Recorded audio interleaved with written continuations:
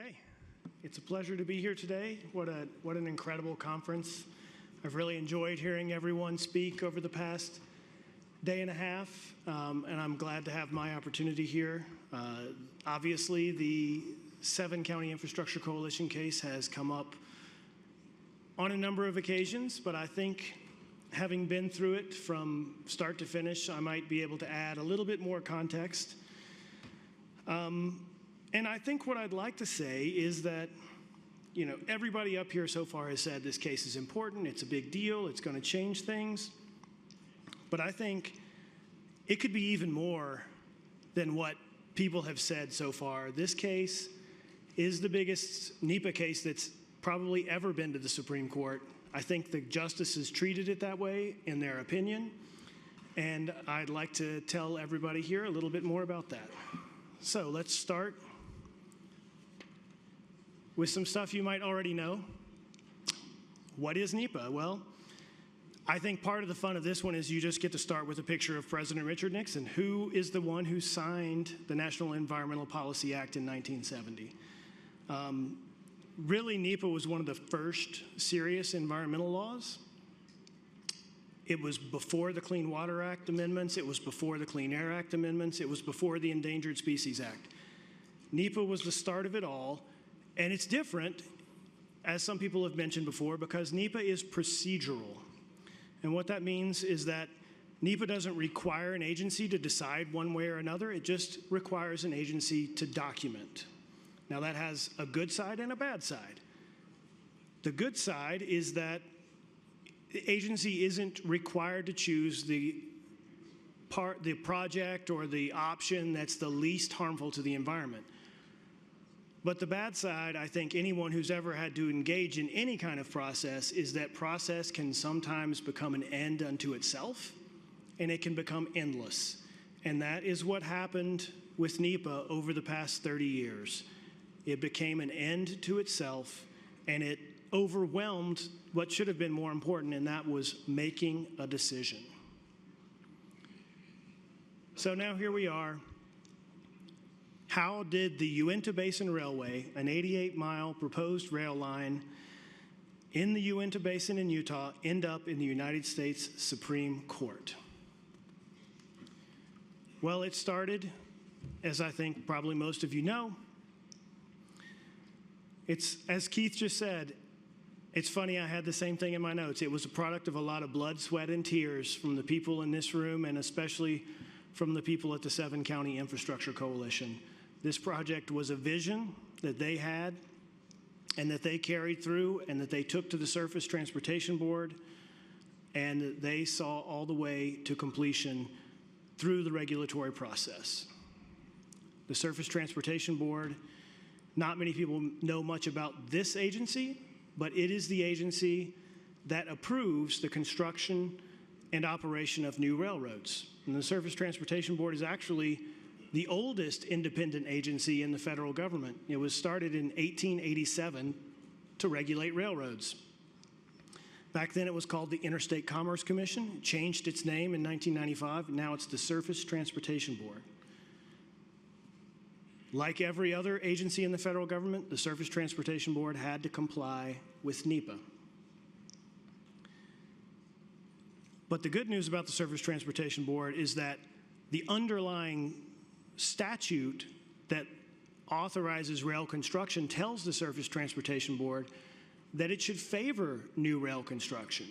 So when you bring the Surface Transportation Board a new project, a new rail construction project, the presumption is that the board is going to approve that project.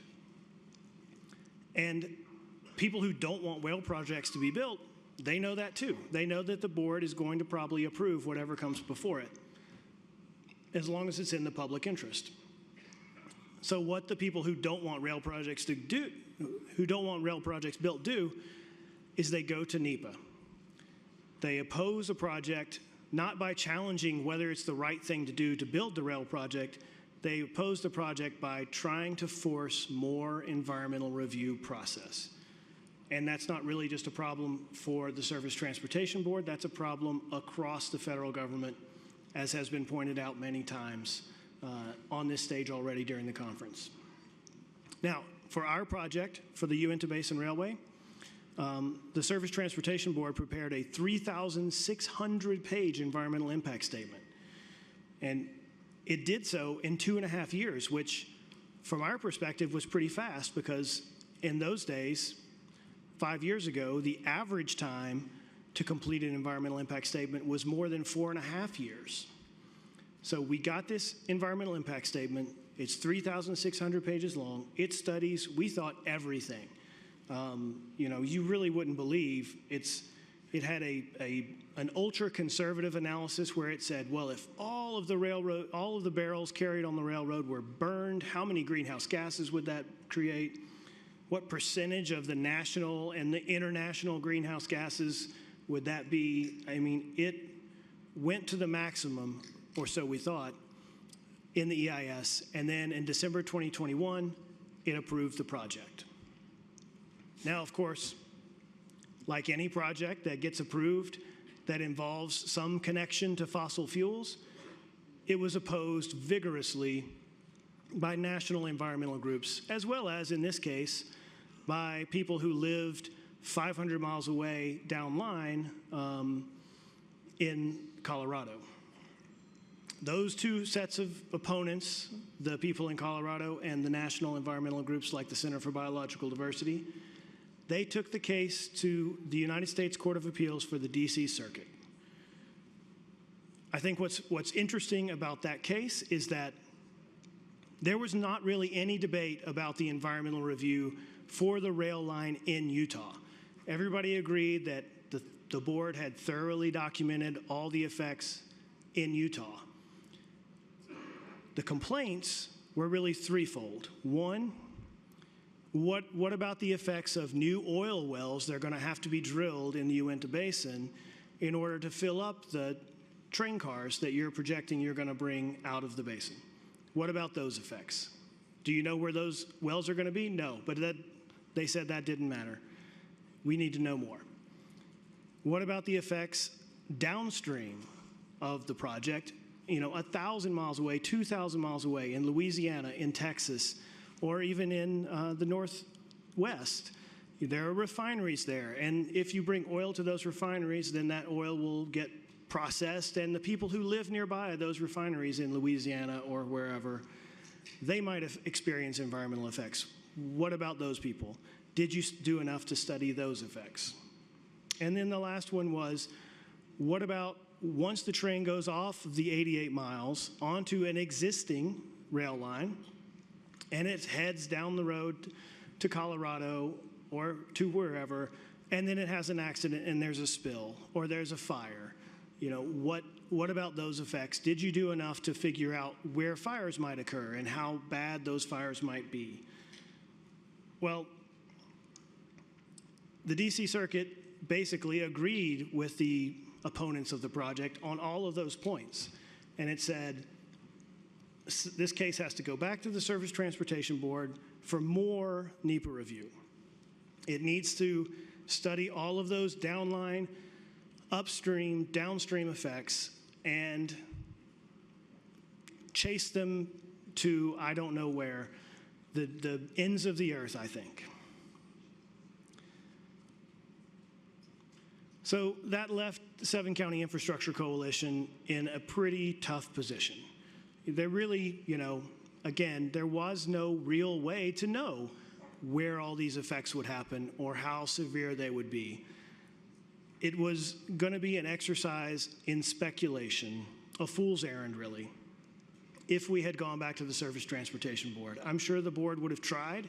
It would have taken years, possibly, to go through and make predictions and basically make guesses about what would happen with all of the train cars that were coming off of the 88-mile new rail line. And once that was all done, and once the board approved the project again, we would have probably been right back in front of the same 3 judges in the DC Circuit that had just sent us back to the Surface Transportation Board. So we took the other path that was open to us, and that was to try to go to the United States Supreme Court. Now, as Keith mentioned, you know, the Supreme Court is always a long shot. It hears about 60 cases a year out of thousands of cases that are presented to it. To get the Supreme Court's attention, you really need to show it two things. The first thing is that there's some kind of disagreement among the courts in the rest of the country, the lower courts. And the second thing is that this issue is something that's important to the whole country. That's a national issue that deserves the very limited attention the Supreme Court has. Now, we knew that the case was nationally important. NEPA is the most litigated environmental statute. It's the statute that requires people to spend the most time and the most money on any project that they might want to build. But we bolstered that, and again, Keith mentioned this, we bolstered that by bringing in people from this community and from around the country to tell the court in separate filings, this case is important. This case ought to be heard by the Supreme Court. We had support from the Ute tribe. We had support from the AFL-CIO. We had support from the state of Utah. We had support from the National Natural Gas Association and others. All of that support, all of those arguments went into the Supreme Court in March is when we filed our petition. The other side opposed us, of course. The United States government opposed granting review in this case, even though it had supported the project and defended it in the D.C. Circuit. When we asked the Supreme Court for review, the United States, under the Biden administration, said, we don't think you should take this case, Supreme Court. But in May 2025, we found out, or I guess it was June, the Supreme Court took the case anyway. The court agreed that this case was important. It agreed that the lower courts were getting it wrong and mixed up across the board, and it granted review. Okay, so what happened after that? It's a two-step process in the Supreme Court. First, you have to get the court to agree that your case is going to be one of the 60 cases it hears in a year out of the thousands that it has to choose from. And then after it chooses your case, you still have to win. You have to persuade the court that what you're arguing is right. Now, it's always a good sign when the court takes the case, because in contrast to the odds of getting review, where it's about 2% chance of winning, once the court accepts a case, the party that's asking for review has about a 60 or 70% chance of winning. So we felt a whole lot better once we got into the Supreme Court, but it was a lot of work left to do. And that's when we brought in the best Supreme Court advocate in the entire country, Paul Clement. You can see a pencil sketch of him here arguing to the justices. Paul, with his leadership, we filed briefs in the Supreme Court over the summer and fall. We got more support from friends of the court, more support from the state of Utah, and I think this time 26 other states joined Utah. They all supported what we wanted. Across a broader, even array of industry, people were flooding in to tell the court that NEPA was broken and that it needed to be fixed, and that our case was the vehicle in which to do it. So, December 10th, 2025, a scene very much like this one in the drawing happened in the Supreme Court in Washington, D.C. on 1 First Street. It was exciting to be there. Some of the people in this room were there. I know it was a sort of once in a lifetime for a lot of us to get to see a Supreme Court argument up close that actually mattered directly to us. And I think it did not disappoint. The argument was interesting. The justices were very engaged. They asked a lot of questions. I thought Paul did an incredible job of answering all those questions, and I don't think I'm speaking out of turn to say that we all went out of the courtroom that day feeling really positive about how the case went. And I can certainly tell you that as I walked out and was sort of walking beside some people from the other side, they did not sound happy about how things had gone in the court. But as I think we all know at this point, the wheels of justice turn a bit slowly. And we had to wait to find out what happened. So after the argument in December, all the way until May 29th, we were waiting, but it was worth the wait because the United States Supreme Court on May 29th ruled 8-0 in favor of our project. It was 8-0 because one of the justices, Justice Gorsuch, didn't participate. But I feel fairly confident in saying that if he had been able to participate, he would have voted to make it 9-0. Now, the 8-0 is kind of the surface level part of it. There was a little bit of a division between two sets of justices. There were 5 justices who signed on to a majority opinion, and that's the law. And there were 3 justices who said they agreed with the result, but they would have had somewhat narrower reasons.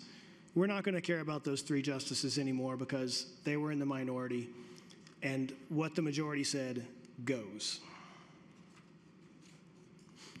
So what did the majority say? I know yesterday the Attorney General was here, and he was really fond of a part of the opinion that says NEPA is a procedural cross-check, not a substantive roadblock. And I was happy to hear him say that because that was right in our briefs that we filed to the Supreme Court. So the justices took that out of our briefs and put it into essentially the law. But that's only one of many, many favorable statements in the opinion. And I want to focus on a couple of different ones. The first one that I think is especially important is the Supreme Court telling lower courts and project proponents too that NEPA is supposed to be a modest procedural requirement and not a blunt and haphazard tool employed by project opponents. I really like that language because on the sort of positive side, it says NEPA is not supposed to be a big deal. It's modest.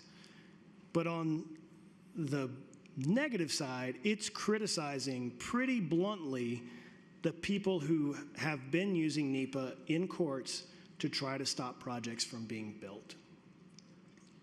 It's saying, don't let NEPA be a tool employed by project opponents to stop things from being constructed.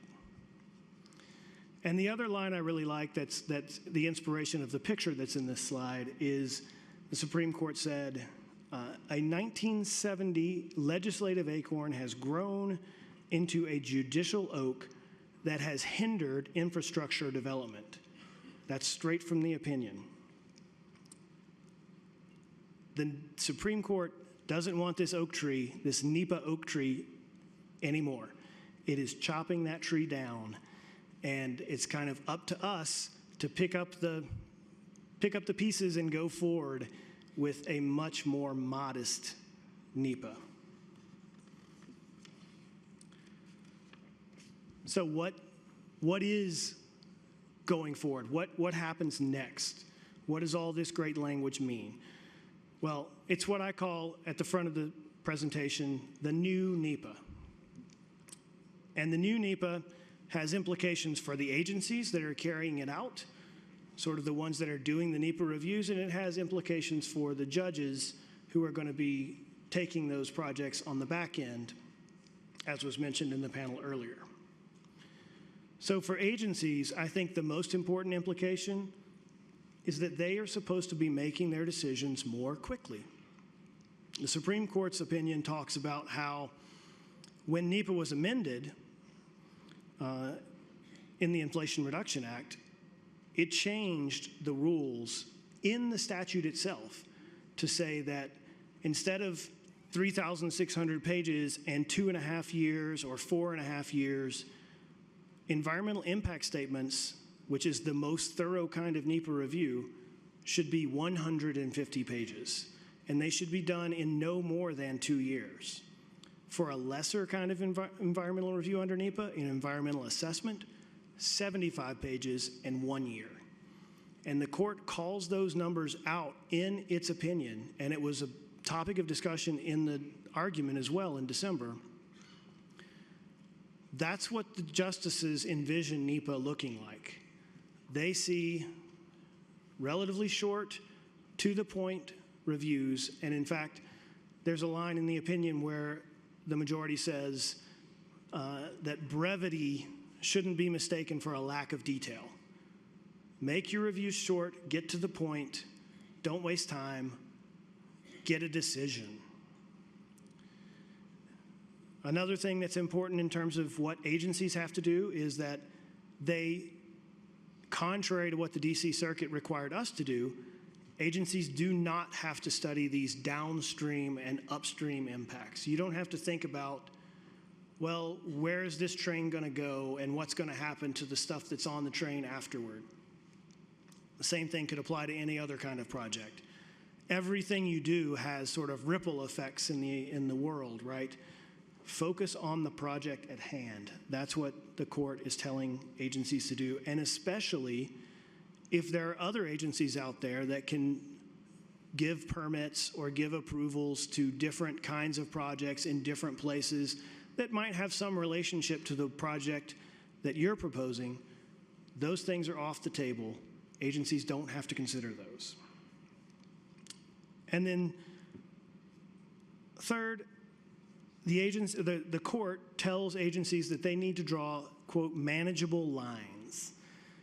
And I think that's just a function of the other two pieces of what the court's saying. They're basically saying you need to do it faster, you need to do it shorter, and if you're going to do that, you, the agencies, have to be able to decide where you're going to draw the line in your NEPA review.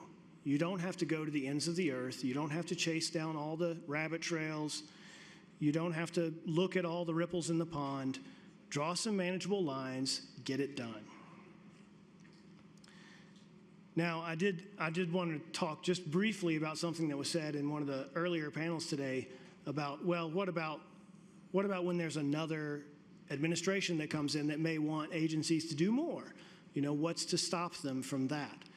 Well, the statute has changed, so it does say 75 pages for an EA, 150 pages for an EIS, 1 year for an EA, 2 years for an EIS. That's not going to change if a new administration comes in. So those rules are already in place. It's not to say we can't have more rules from Congress. I think everybody would always welcome if Congress does more, but no one ever expects Congress to do more, I think. So if that's all we have, it's not nothing. You know, you can say, agency, you have to be done with this in 2 years. And by the way, part of that change is that project proponents who don't get their decision in 2 years can sue. I don't think people have tried that very much yet, but if the situation were extreme enough, it's certainly at least a threat you can make. Whereas under the old NEPA, if an agency said, well, sorry, we need to take another 6 months to study this thing, there was really nothing you could do about it. You just had to sit there and wait. And I've seen many situations where agencies seemed somehow to always come up with something more that they needed to look at and never to make a decision.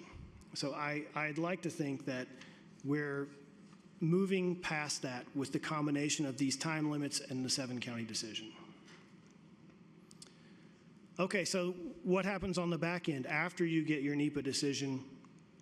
Why won't courts just come in and do what they have sometimes done in the past, which is aggressively interrogate the NEPA document until they find something wrong with it? Well, the Supreme Court said emphatically in 7-county that judicial review has to be deferential. That's the central principle of judicial review of a NEPA document. So that means when the agency chooses the scope of its review, when it draws those manageable lines, the courts are supposed to defer to those lines.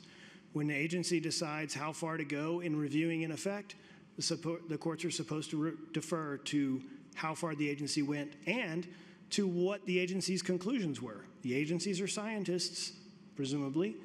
They have expertise.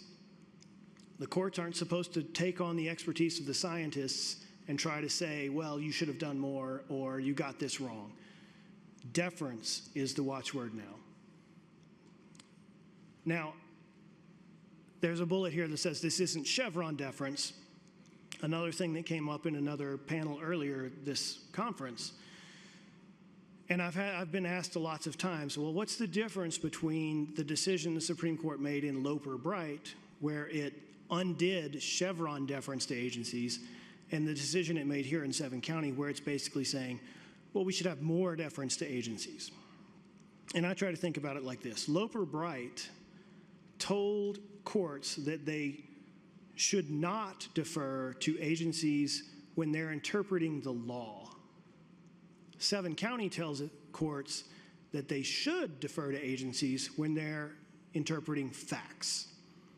Now, that's sometimes a fuzzy distinction, but I think of it like, if you have a question that you would call your lawyer to answer, then that's going to be Loper-Bright. There's no deference to agencies. If you have a question that you'd call a consultant or a scientist or a geologist to answer, that's Seven County, and that's going to be deference to the agencies. So there could possibly be some confusion among courts as that goes forward, but that's the line that I think the Supreme Court was trying to draw. Now, one last thing that the Supreme Court said to agencies in Seven County, or to courts in Seven County, that I think is really important, that they should be focused on the agency's final decision, and that the EIS, or the environmental review under NEPA, is just one part of that decision. And what the Supreme Court was trying to say there was, so many times in the past, there's been all this focus on the EIS, for a project that environmental issues are maybe just one small piece of why the project is being built or what's important about the project. The court was saying, even if something goes wrong in that environmental review process, you have to look at the whole decision. You have to think about all of it. And it's okay if there's a relatively small mistake in an environmental review if the overall decision is still reasonable. And it says there's a broad zone of reasonableness. So again, this is the Supreme Court telling courts, stop digging in and nitpicking in these NEPA cases. That's not what you're supposed to be doing. Okay. Next part of the story, what does Seven County mean for the Uinta Basin Railroad? What's happening? Mark talked about this a little bit, Keith talked about this a little bit, so I'll be brief. But I think there are some updates that are important to know. Okay, so the first thing is the Supreme Court's message about the Uinta Basin Railway was very clear. Again, this is the part of the decision that was 8-0. Every single justice agreed that the D.C. Circuit should not have overturned the NEPA review for the Uinta Basin Railway. But that doesn't mean that, as soon as the Supreme Court makes its decision, the railroad starts getting built the next day. Again, the wheels of justice, I'm afraid, speaking as a lawyer, turn slowly. When you go up the ladder to get to the Supreme Court, you have to climb back down the ladder to get things done. The Supreme Court doesn't get things done. It lives up there in the clouds.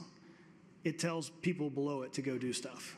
So what happened after the Supreme Court made its decision is 30 days later, the case got sent back to the D.C. Circuit, the place where the case had been before it went to the Supreme Court. Now the D.C. Circuit has the case, and it has to send the case back down to the Surface Transportation Board, where the case was before it went up to the D.C. Circuit. And right now we're just waiting for the D.C. Circuit to send it back. We anticipate that it could be any day. I checked my email before I came up here. Keith, it didn't happen up until 12:25, but it could be any moment. And once that happens, then the Surface Transportation Board can approve the project, the Forest Service can approve the project, everybody who had approved it before can put their approvals back in place, and all the regulatory pieces will be ready to go. Now, that's not to say that the Center for Biological Diversity and all of those people are going to be giving up. That's not really how they do business, as much as we wish they would, but it does mean that they're fighting a losing battle. They've already lost in the highest court. They're going to try to throw sand in the gears, but it shouldn't work. The Uinta Basin Railway, as this slide says, is moving forward. And I put up this picture. I think that's big enough to see. This is a picture of what we used to call in the EIS process the Whitmore Park alternative. But I think now we can just call it the Uinta Basin Railway, because this is going to be approved. This route is going to be approved.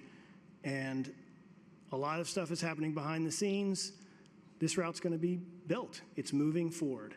The 7-County Infrastructure Coalition has already approved private activity bonds. Those processes are in place. All of the things that are necessary to get this actually built on the ground. I'm just a lawyer, but it's happening. So what does that mean for the picture of the basin as a whole? You know, in some ways, and Mark was very much talking about this earlier, the rail line is just one step. It's really just the first step to expanding development in the basin. And I think it's helpful maybe just briefly to talk about what the Supreme Court's decision might mean for other projects in the basin. So, like most Supreme Court cases, 7 County made a few headlines, and a lot of these headlines were pretty dramatic. A permitting revolution, one of them put it. I think that's not far off. It is a sort of permitting revolution. I like the Vox headline, the Supreme Court wants to make it easier to build. Like, that's pretty straightforward. And I think that's a fair summary of what the Supreme Court wanted to do in this case. It wants to make it easier to build. And the good news, again, this has been covered in a few other panels, the good news is I think that's kind of a bipartisan consensus at this point. A lot of people want to make it easier to build. And the Supreme Court just handed people a new NEPA that they can use when they're trying to build things. Indeed, there's an actual long list that I'll read because I think it's kind of funny from the Supreme Court's opinion, where they talk about what kind of projects were being stopped under the old NEPA. They said there are fewer and more expensive railroads, airports, wind turbines, transmission lines, dams, housing developments, highways, bridges, subways, stadiums, arenas, data centers, and the like. And that's an incomplete list, right? The Supreme Court said the old NEPA is stopping all of these things from being built. It's stopping all of these things from even being proposed. That's not the same under the new NEPA.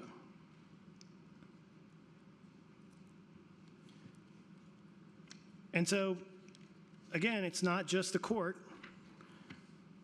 I know Congress could still do things, but the administration is already doing things. NEPA reform that we've been talking about throughout this conference, it's already happening. 7 County changed the playing field, and the administration is kind of picking up the ball and running with it. The White House has already thrown out the rules that used to govern NEPA. These were rules that were published by the Council on Environmental Quality. That's their seal right there. I don't know what they're doing anymore, but they used to make NEPA rules, now they don't. Instead, every agency is publishing its own set of NEPA procedures, and that has already started. Even back in July, a whole raft of agencies, including the Department of Energy and I think the Department of Interior, came out with new NEPA procedures. There's more emphasis on categorical exclusions. Those are a category of activities that you don't even have to look at NEPA for because it's already been determined that they don't have significant effects. There's, again, stricter page and time limits. There's that focus on the action at hand and not the ripple effects. And I think this is an interesting one that hasn't yet been used but will be in the future. There's procedures in all of these agency rules for applicants to prepare their own NEPA documents and for the agencies just to kind of review them. So, again, it's another path toward a faster process. You hand the agency, probably with some notice and collaboration, a NEPA document that's done, and you let them look at it instead of letting them prepare it in the first place. And just to make it all very practical, Again, I think this is somewhat visible, but this is a map from the 7-county website that shows oil and gas fields in the Uinta Basin. Some of these are on private land, some are on tribal, some are on BLM land. Under the old NEPA, trying to do something on BLM land or tribal land, that was hard. It took a lot of work, it took a lot of time, it took a lot of NEPA investment. Under new NEPA, that calculus could really change. You don't have to study downstream end uses. You don't have to wonder how much greenhouse gas is going to be created by the oil that's being pulled out of here. That's not really on the agenda anymore. You can say the same thing about mining development, really. This map shows active mines and coal development areas. It's just, again, it's just a map I pulled off of the 7-county website, but you can see a lot of this is on federal land. A lot of it is on BIA, tribal land. New NEPA should change the way these projects are permitted, change the way that the environmental reviews work for any kind of project that touches on federal authority.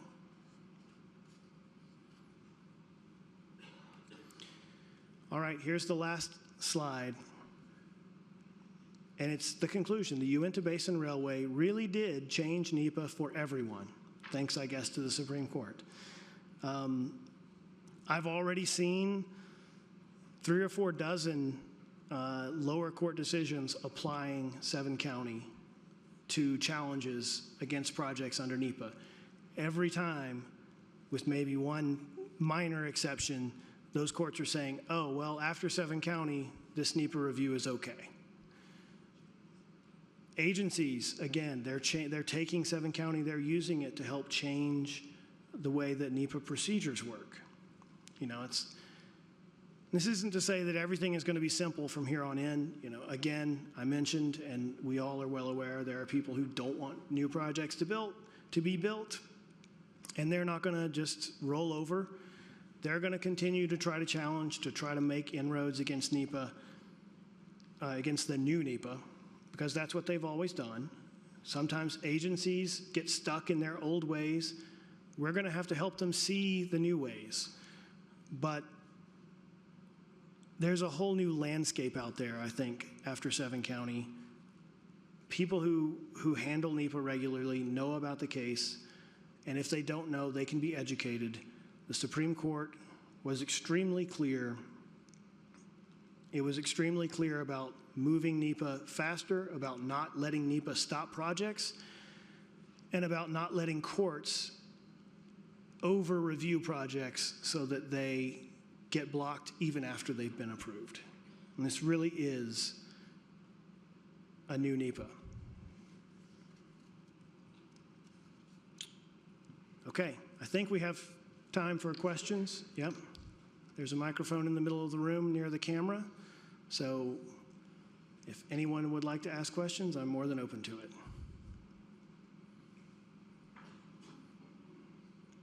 I see a couple of people moving, but they don't look like they're moving toward the microphone.